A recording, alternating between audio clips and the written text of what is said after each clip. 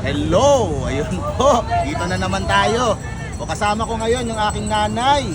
Yan, si Marieta MD. Tsaka Kasi yung lagi kanyang ka aso. na kay Diwata. May ano ba dito Nagsiselos kay na Diwata? nanay ko. Bakit to parati ako nandito?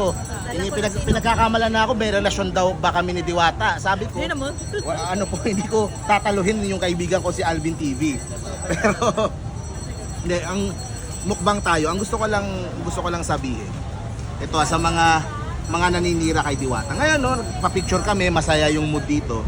Alam niyo, ang problema kasi, ang problema ko dun sa mga bashers ni Diwata, kumbaga kung i-bash nila si Diwata, para bang walang capacity to change yung tao. Parang alam mo, tayo paminsan-minsan gumagawa tayo ng maaring di maganda, o minsan nagsuplada tayo. Na parang wala ka ng capacity na i-improve yung sarili mo. Diba? Ano ba kasalanan ni Diwata? Ano ba ginawa niya? Minsan wala siya sa mood. Tagay pa tayo. Minsan nakasimangot siya. Yun lang naman ginawa niya.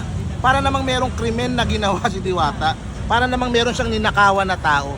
Parang meron siyang, 'di ba? Meron siyang trafficking ba 'yun o ano?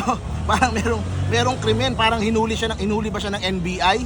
Ganon. Para na lang ganon i-bash si Diwata nung ibang tao. Parang napakasamang tao na.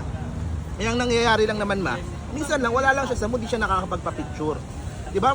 Fine, yung ibang tao, dapat artista ka, parati ka nakangiti. Fine, may point naman sila. Kaso, wag naman yung parang sobrang i-judge na nila, na parang gusto nila bumagsak na yung negosyo. 'Di ba? Dahil Talaga showbiz. 'di ba? Ganun talaga showbiz, 'di ba? Ganun lang, para sa ganun lang dahil lang hindi nakangiti. Ganyan talaga. 'Di ba? Ganun talaga, may mga bashers talaga. Dapat ready ka lang sa basher. O yun. Anong masasabi mo doon sa basher ko kanina umaga? Hi pala, friend ko siya. Hi. Nilike niya. Kasi ganito lang naman. Gusto ko lang pasabi na once kinain mo, kahit di ka pang umuya, malalasahan mo na. Kasi daw, kinain ko, Sabi mo. hindi ko pa nangunguya ng maayos. Sabi ko, may dila naman ako, nalalasahan ko naman. Pero okay lang yun, ano lang naman yan.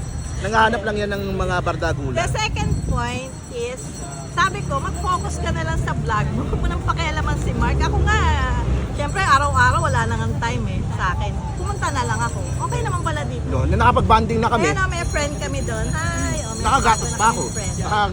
Nakasama ka pa sa Alvin TV. So, yun lang naman. Ano yung term na gatas? Kasi, madaming gumagatas kay Diwata, Ano yung gatas? Ginagatasan namin. Parang kumukuha kami ng views para kumita kami. Ganun talaga. Meron nanggagatas na dinidefend si Diwata, kami yon. May nanggagatas na naninira kay Diwata. Parang yung isang kasagutan mo kanina. Meron namang mga nanggagatas sa mga manggagatas. So nanggagatas kami, ginagatasan pa kami ng mga so circle. So yun lang naman. Sa akin yung mga nambabash kay Diwata, hindi perpekto ugali ni Diwata. May mga araw, maaring wala siya sa mood. May mga araw, medyo hindi siya ganun kabait.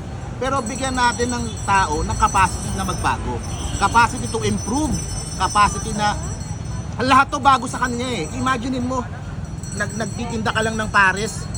The following month, sobrang sikat mo na. Ang dami na nagpapaselfie sa'yo. Siyempre, bigyan natin ng capacity yung tao na i-improve yung sarili niya. Hindi yung iaano natin kaagad, ida-down natin kaagad. Sabihin na nalulugi yung negosyo, sabihin nalulugi na kayo, magsara na kayo. Huwag ganun. Huwag ganun. Maraming umaasa kay Diwata dito, sa totoo lang. Maraming mga empleyado dyan. So sana,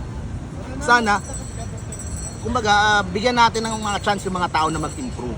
Kanya-kanya lang naman. Kanya-kanya yan. Intindihin natin. Intindihin mo rin yung basher.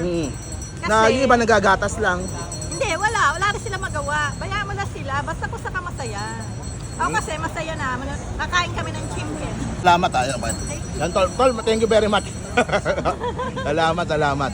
So, yun lang guys. Thank you very much po. Bye-bye. Tol, wala kahapon, no?